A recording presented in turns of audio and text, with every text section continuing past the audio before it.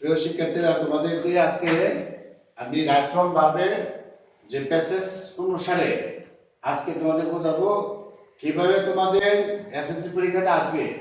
সেই অনুসারে আমরা এসএসসি পরীক্ষাতে যারা আছো, তোমাদের এটা প্রিপারেশন, পূর্বের প্রস্তুতি, যে আমরা পরীক্ষা করতে যেভাবে আসবে। যেমন আমরা right form of verbs, right form ভার্বসের এরকম একটা টেবিল আসবে, বুঝতে পারছো তো? এরকম একটা টেবিল আসবে। সেক্ষেত্রে 2026 সালে শর্ট সিলেবাস বিদায় প্রত্যেকটা শব্দের অর্থে 1 নাম্বার করে 10টা থাকবে। 10টা কত নাম্বার থাকবে?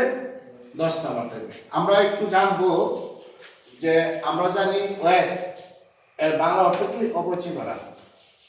প্রথম আমাদের শিক্ষার্থীদের যে কাজটা করতে হবে, এই বক্সের মধ্যে যে শব্দগুলো আছে সেই শব্দগুলো জানতে হবে।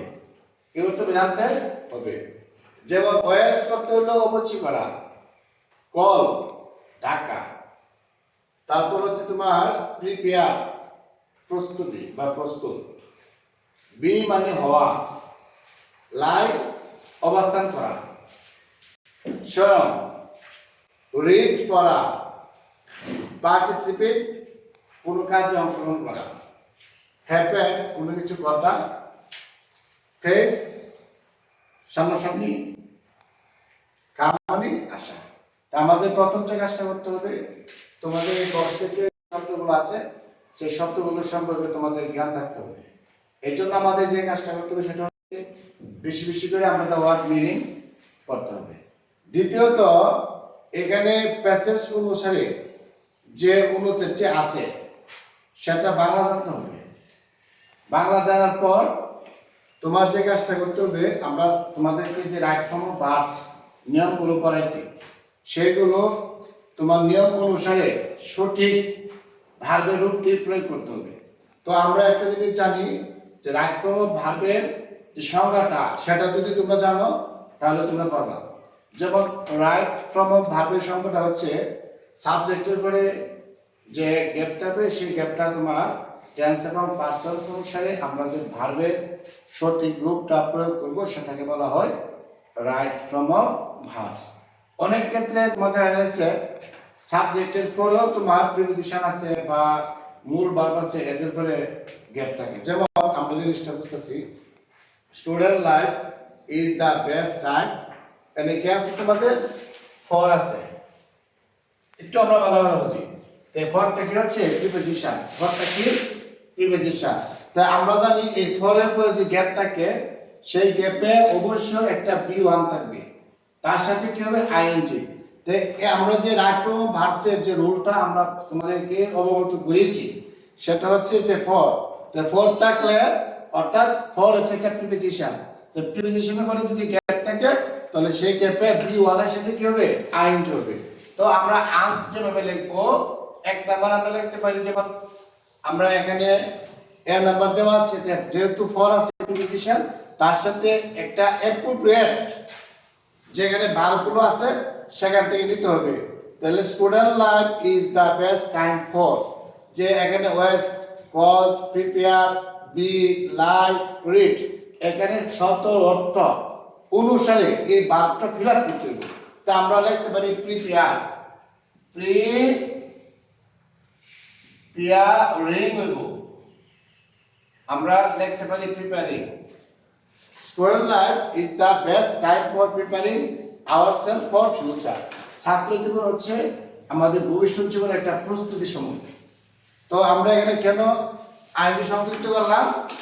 কারণ এখানে কি আছে? প্রিপোজিশন তোমার ফর আছে। তা আমরা সাধারণত রাইট ফর্ম অফ ভার্বসের নিয়ম অনুসারে আমরা জানি যে প্রিপোজিশনের পরে যদি গ্যাপ থাকে অবশ্যই আমরা ওই বক্স থেকে যে ভার্বটা নিয়ে আসবো সেটা অবশ্যই ভার্বের পিওর আনতে হবে। তো এর জন্য তার সাথে কি হয়েছে? আইএনজি হয়েছে।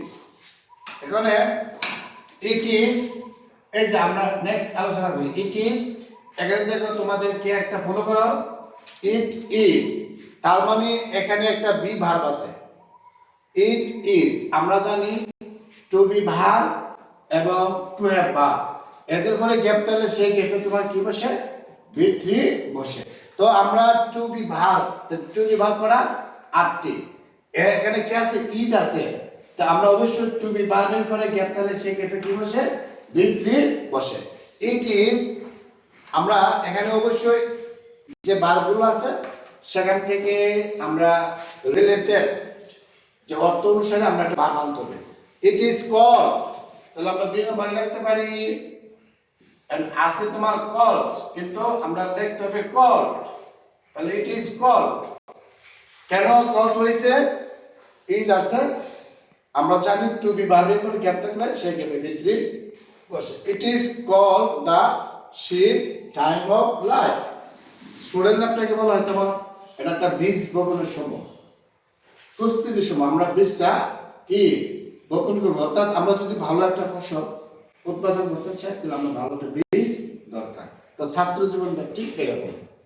তো সো ডিউরিং দিস পিরিয়ড, অর্থাৎ ছাত্র জীবনের সময়টা of life, student must not, তা আমরা জানি যে এখানে একটা রোলস আছে, সেটা হচ্ছে তোমার modal, auxiliary verb, to be verb, to have verb, অর্থাৎ এদের পরে যদি নট থাকে তাহলে সেই অবশ্যই নটের পরে সর্বদাই ভার্বের কি হবে V1 বসে। তো এখানে মাস্টেন্ট, অর্থাৎ ভার্বটার নটের সংক্ষিপ্ত রূপ আছে, সেটা সংক্ষিপ্ত রূপ থাকুক অথবা নট থাকুক, এই নটের পরে যদি গ্যাপ থাকে সেই গ্যাপে কি বসবো তোমার V1 বসে। তাহলে আমরা অবশ্যই ছাত্র জীবনে এখানে ওয়েস্ট লিখতে পারি। কি লিখবো? ওয়েস্ট। আমার প্রশ্ন হচ্ছে একটু ভালো করে বুঝো, ওয়েস্ট টাইম, ছাত্র জীবনে আমাদের সময়টাকে অপচয় করা যাবে না। যে যে অবস্থায় থাকো ছাত্র জীবনে পড়াশোনা করতে হবে। এবার আসো, the main pursuit of the students, প্রধান কাজ অফ দ্য স্টুডেন্টস, আমরা জানি অফ এরপরে সাবজেক্ট যদিও প্লুরাল থাকে সেক্ষেত্রে ভার্বটা হবে সিঙ্গুলার। আমি তোমাদেরকে রুলস পড়াইছি, of the students, this is the most important rules of the students, তার মানে অফ এর পরে যদিও সাবজেক্টটা প্লুরাল থাকে সেই ক্ষেত্রে ভার্বটা হবে তোমার সিঙ্গুলার।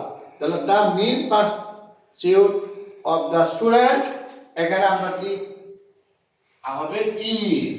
কেন এসেছে প্লিজ তোমরা অবশ্যই যে কাজটা ভুল করবা, অফ দ্য স্টুডেন্টস, অফ এর পরে যদিও ভার্বটি তোমার প্লুরাল থাকে সেটা সিঙ্গুলার হবে। এই এটাই ভুল করো। এখানে আরেকটা জিনিস দেখো, the student prepare themselves for the life, তো এটা মানে এ হেড দ্য দে শুড, তাদের অবশ্যই উচিত, প্রিপেয়ার দেমসেলফ, তাদের জীবনটাকে প্রস্তুতি করা, দ্য লাইফ, তো আমরা এখানে লিখতে লিভিং এহেড, তার মানে ছাত্রকে তোমার সামনে অগ্রসর করা উচিত, সামনে যাওয়া উচিত। তো আমরা যদি এখানে এক নাম্বারটা লিখি সেখানে কি লিখবো দেখো একটু, they should also participate in co-curriculum activities, ছাত্র জীবনে পড়াশোনার পাশাপাশি আমরা কি করব, আমরা বিভিন্ন ধরনের পার্টিসিপেট, আমরা স্টুডেন্ট লাইফে দে শুড অলসো পার্টিসিপেট, হ্যাঁ তোমরা খেলাধুলা করবা, বিভিন্ন ধরনের কাজকর্ম করবা, পড়াশোনার পাশাপাশি তোমরা বিভিন্ন ধরনের কি খেলাধুলা বা বিভিন্ন ধরনের যে পড়াশোনা রিলেটেড সেক্ষেত্রে তোমরা অবশ্যই পার্টিসিপেট আমরা দিলাম। তো আমরা যে নাম্বারটা লিখতে পারি, যেহেতু এখানে বাই আছে নিউজ পেপার, তো বাই রিডিং নিউজ পেপার, আমরা একটু শর্ট করে আলোচনা করব বাই রিডিং নিউজ পেপার। তো সেক্ষেত্রে আমরা বাই প্রিপোজিশন আছে এই জন্য by reading newspaper they will know that is happening, আমরা এখান থেকে যদি আমরা মনে করি যেহেতু আমাদের আনসারটা নিয়ে আসতে হবে, তো আমরা একটু আমরা নো দ্যাট, আমরা they will know that এই নাম্বারটা আমরা লিখতে পারি তোমাদের জন্য is happening,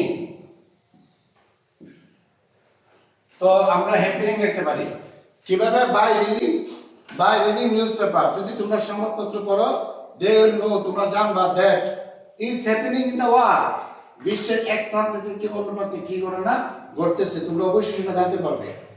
When the country